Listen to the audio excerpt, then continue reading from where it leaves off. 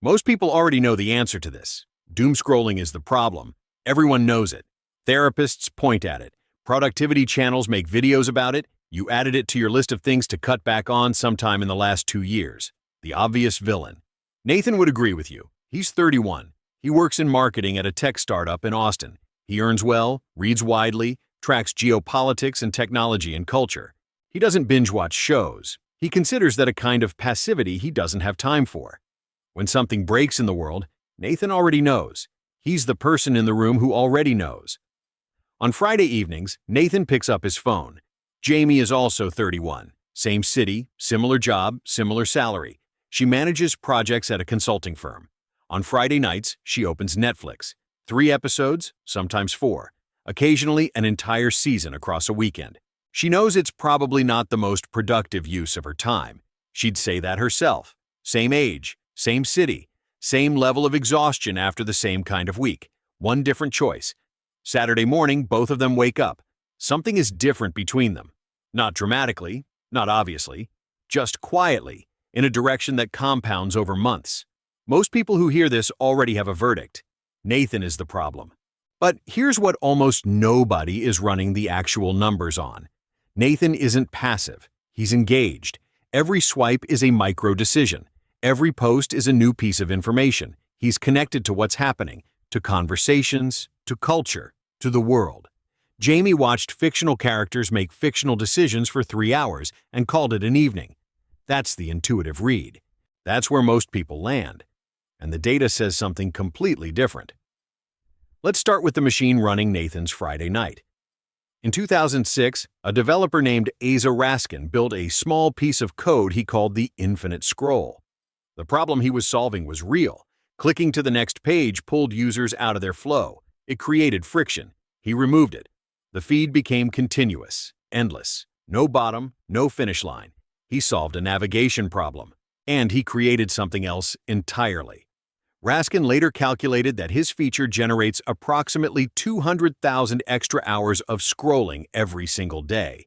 He called his own invention an attention harvesting machine. And this is not an outside critic, not a journalist with an agenda. This is the man who built the feature, saying publicly that he cannot stop using it himself.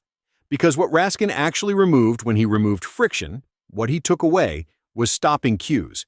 Before infinite scroll, reaching the end of a page was a moment, a breath, a forced pause where the brain made a decision. Do I keep going? With infinite scroll, that moment never comes. The brain never receives the signal that the behavior is complete. There is no bottom of the bowl. You can never eat the last chip when the bag refills itself with every handful. That is not a design flaw. That is the design. Now here's what's actually happening inside Nathan's head while his thumb moves. You've heard the explanation? Dopamine hits. Each notification, each post, each like, a chemical reward. The pleasure chemical. That framing makes it sound like eating candy. Enjoyable, slightly guilty, ultimately harmless. That is not what's happening. Neuroscientist Kent Berridge spent decades separating two things that everyone was treating as one. Dopamine is not the chemical of pleasure. It's the chemical of wanting, of anticipation, of seeking. The difference is enormous. When Nathan scrolls, his brain releases anticipation dopamine with every swipe. It's waiting for the reward, the post that lands perfectly, the news that finally makes things make sense. But the reward either doesn't come, or it arrives for half a second and evaporates, and then the wanting starts again. The seeking system fires continuously. The satisfaction system never activates. This is why Nathan closes the app feeling hollow. Not tired in a good way. Hollow, slightly irritable, like he consumed something for 90 minutes without ever actually eating. And here's the layer that most people don't account for. The algorithm isn't showing Nathan what he likes. It's showing Nathan what keeps Nathan there. Those are not the same thing. Negative content, outrage, conflict, fear, threat, generates more engagement than positive content. The algorithm learned this early, so the feed skews dark, urgent, alarming. And Nathan has an evolutionary system inside his skull, the amygdala, the threat detection center, that responds to threatening information by saying, keep scanning. Something important might be coming. It won't. The next post is just another alarm. But the nervous system doesn't know that. It treats each headline the way it would treat a sound in the dark, and the feed never stops making sounds. Asa Raskin described what happens next as a chess game. On one side, a person. On the other side, an asymmetric AI that has studied every move Nathan has ever made and knows his next move before he does. One objective, not his understanding of the world, not his well-being. Nathan thinks he's reading the feed. The feed is reading Nathan. Now Jamie. 3 episodes of television. Same couch, similar stillness, similar duration. The obvious critique is already there, sedentary. 3 hours of near-total physical stillness. Time that could have gone somewhere else. Jamie didn't learn anything directly applicable, didn't move, watched fictional characters navigate fictional problems, and felt satisfied about it. These costs are real. Binge-watching consistently displaces sleep when it runs past midnight, and sleep displacement isn't a minor inconvenience. It compounds across the week in ways that show up in memory, emotional regulation, and decision-making. Extended sedentary time carries its own long-term physical cost. And if the show is functioning as emotional avoidance, if Jamie is using it to never sit alone with her thoughts, that's a different problem. And the show didn't create it. So Jamie is not off the hook. Hold that. But here's what Jamie's brain was doing during those 3 episodes. Something neuroscientists call the default mode network was active. This is the system the brain uses to integrate experience across time, to build a model of what's happening, what the characters want, how the story is moving, what might happen next. It's responsible for inference, empathy, sustained comprehension, for meaning-making across an extended arc. Researchers ran neuroimaging studies on participants watching continuous films. They found something that still surprises people: brain activity synchronized across different participants. Same regions firing at the same moments. Different people, separate skulls, identical neural signatures. That is what narrative does to a brain allowed to stay inside one story. Complex cognitive work, sustained, integrative, coherent, without forcing the brain to restart. Then the researchers scrambled the movie. Same scenes, random order. The synchronization collapsed immediately. The brain shifted into high-demand reassembly mode, constantly burning resources, trying to make incoherence legible, exhausting itself, trying to find a thread that wasn't there. That scrambled condition, that constant reassembly of disconnected fragments with no through line, that is the cognitive profile of a social media feed, every single time. Jamie was watching the movie in order. Nathan was watching it scrambled, and never knew there was another way to watch. Here's where the gap becomes a number. A 2024 study ran 2 groups through the same duration of screen time. One group watched a single 10-minute continuous video. The other watched 7 short clips adding up to 10 minutes. Same time, same screen, same topics. Continuous group, 66% accurate recall. Short-form group, 43%. Same duration, 23 percentage points of memory, gone. Brain scans showed why. The short-form group showed reduced activation in regions responsible for executive control and thematic meaning. Their brains were working harder, retaining less, not because they were less capable, because the format was consuming the bandwidth that memory consolidation requires. One user on Reddit described it as being fed half-sentences forever. You never finish a thought. You never finish anything.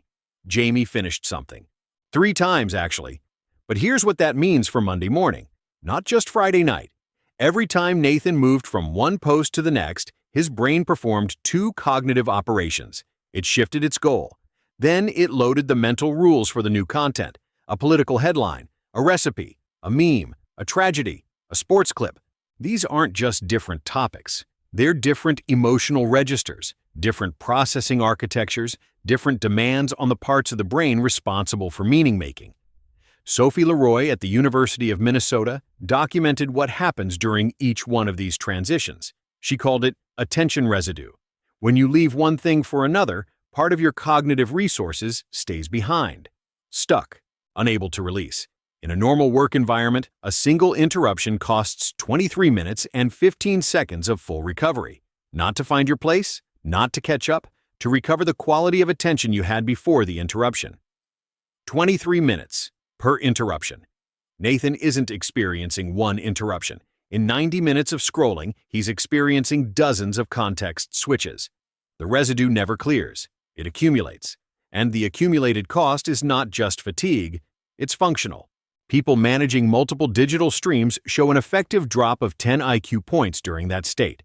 40% of productive capacity gone, not from the distraction itself, but from the cognitive residue that trails it. Dr. Aditi Nerurkar named what this feels like from the inside: popcorn brain. Thoughts firing in too many directions at once, unable to land, unable to hold.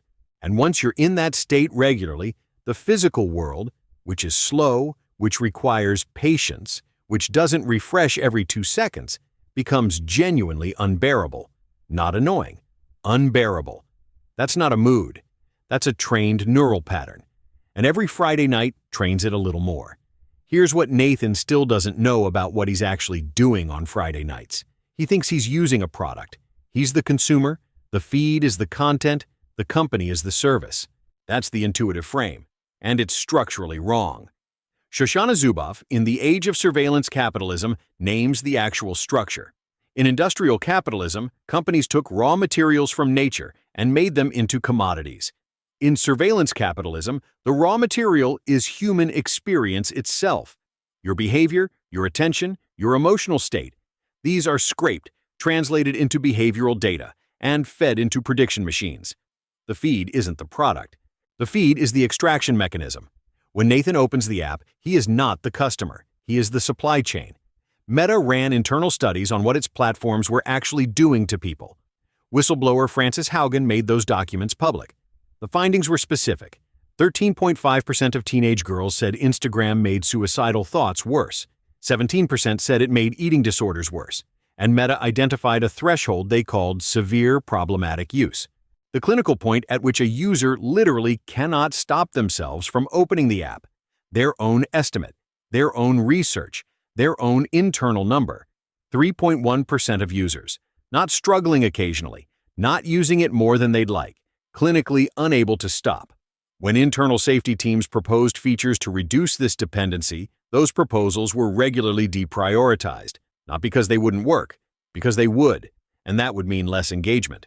Less time on platform, less behavioral data extracted, lower stock price. The addiction is not a side effect. It is the optimization target. But the fairness argument has to be made, because credibility depends on making it.